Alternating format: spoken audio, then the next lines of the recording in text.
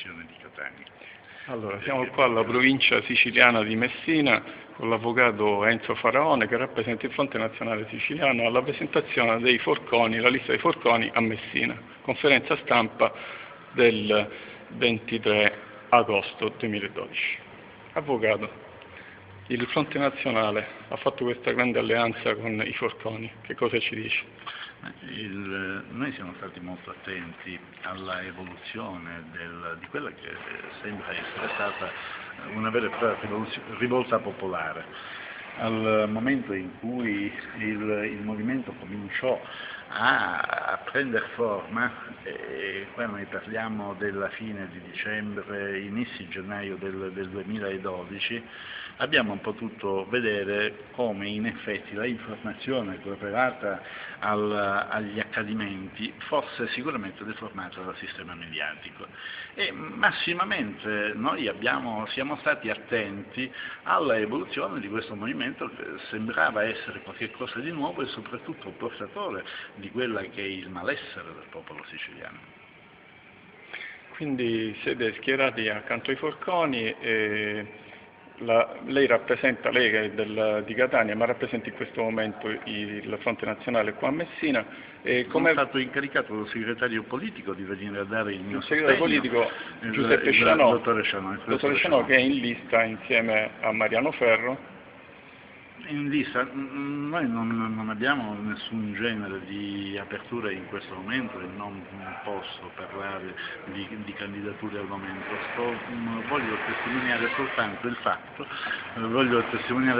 il fatto che il Fronte Nazionale Siciliano al momento ha dato credito al movimento dei forconi che ha scelto Mariano Ferro come proprio leader e rappresentante candidato alla presidenza. Da quello che hanno detto oggi i forconi in questa conferenza stampa, ha avuto delle conferme sulla loro preparazione anche sulla parte indipendentista di questa avventura oppure... Grata a qualsiasi siciliano una quota di indipendentismo ce l'ha. Noi abbiamo un italianismo d'accatto, se vogliamo, perché c'è stato trasfuso in 150 anni di dominazione culturale, ma indiscutibilmente noi siamo innanzitutto siciliani. Attenzione, il popolo greco è stato sottomesso per 500 anni all'impero ottomano, ai turchi. Dopo 500 anni sono ritornati a essere il popolo greco. Noi probabilmente piangiamo le conseguenze di avere avuto una colonizzazione greca da parte di città-stato che creavano delle antipatie o delle conflittualità tra città, tant'è che in Sicilia noi abbiamo avuto il problema delle conflittualità tra città. Possibilmente si è inserito in tutto questo per non dare una voce uniforme al popolo siciliano. Benissimo, questa strada che percorreremo in questi giorni ci porterà al 28 di ottobre del 2012. Casualmente coincide con l'invasione italiana della Grecia, questo suo discorso è quasi casualmente. Quindi possiamo dire che ci potremmo liberare finalmente dell'occupazione italiana che dura da 160 anni.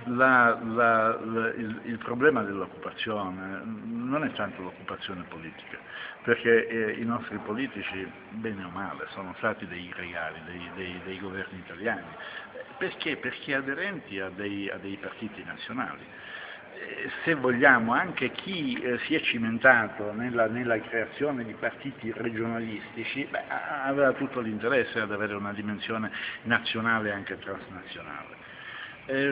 Si tratta di una forte rivoluzione culturale. Se noi ci riappropriassimo nuovamente della coscienza di essere siciliani e di dover lavorare per la nostra terra, esattamente così come in altre regioni del mondo, anche in Italia, c'è gente che lavora per la propria terra, anche malamente, anche facendo disinformazione gravissima e anche facendo demagogia, come capita ad esempio, ahimè, nella Lega, dove c'è tantissima demagogia. Noi non vogliamo fare demagogia, vogliamo invece riportare il tutto in un alveo di correttezza, della correttezza di informazione. Noi dobbiamo innanzitutto sentirci siciliani e soprattutto perseguire ciascuno di noi, sia che faccia politica attiva, sia che vada a votare, l'interesse primario della Sicilia e dei siciliani.